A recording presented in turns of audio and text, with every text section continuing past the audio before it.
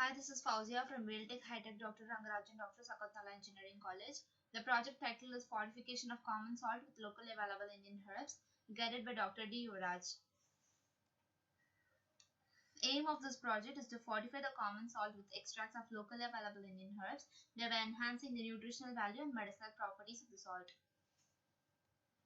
Common salt is fortified with herbal extracts to improve the levels of carbohydrates, proteins, and lipids, further with antimicrobial and antidiabetic properties.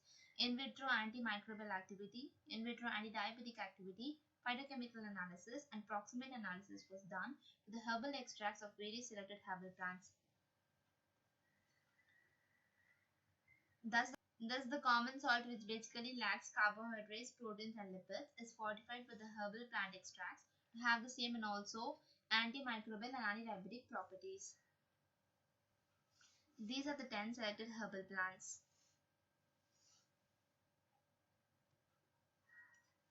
Extract preparation. Leaf powder of 10 herbal plants were prepared after shade drying them. 10 mg of the powder was dissolved in 100 ml of methanol. It was kept undisturbed to settle down all the active components. After 2 days, the solvent mixture was filtered and the filtered content was used for the further assays. In vitro antibacterial activity, well diffusion method. Microorganisms were standardized, agar medium was prepared and plated, bacterial strains, Pseudomonas aeruginosa, Klebsiella pneumoniae, Bacillus subtilis, Staphylococcus aureus were inoculated by swabbing. Gentamicin was used as control. 10 plant extracts were loaded in the wells and the plate were kept for incubation. These are the images of inhibition zone formation. In vitro antifungal activity by well diffusion method. Microorganisms are standardized. Sabrodextrose agar medium was prepared and plated. Fungal strains, Candida albicans, Aspergillus niger were inoculated and clotrimazole was used as control. 10 plant extracts were loaded in the wells and plates were kept for incubation. These are the results of in vitro antimicrobial activity of the plant extracts.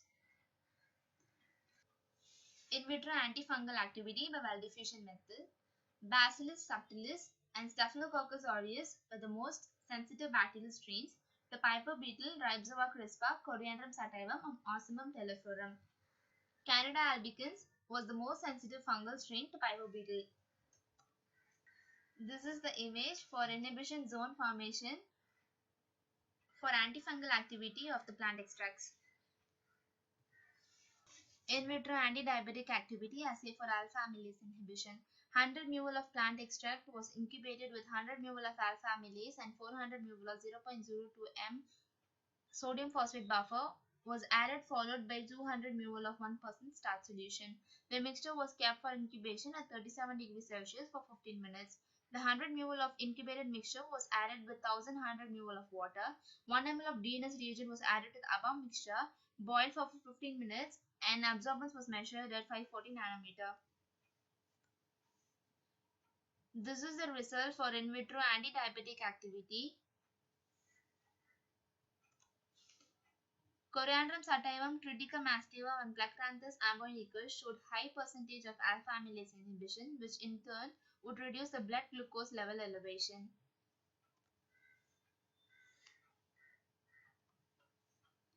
Phytochemical analysis was performed to determine the phytoconstituents present in the plant extracts.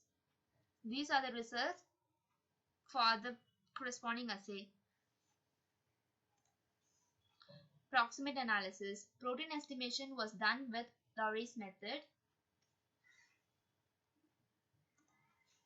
The protein content of sample was 18.05%. Carbohydrate estimation was done with Antoine's method. The content of carbohydrates in sample was 11.4%. And lipid extraction was done by False method. The amount of lipids extracted from sample per 100 mg is 13.47 mg. Conclusion. So far, fortification of food has been done with fruit juices, maize flour, wheat flour, sugar, vegetable oil, and rice. Salt has only been iodized and improved with iron content. Hence, this would be the first attempt to fortify the salt with protein, fats, and lipids.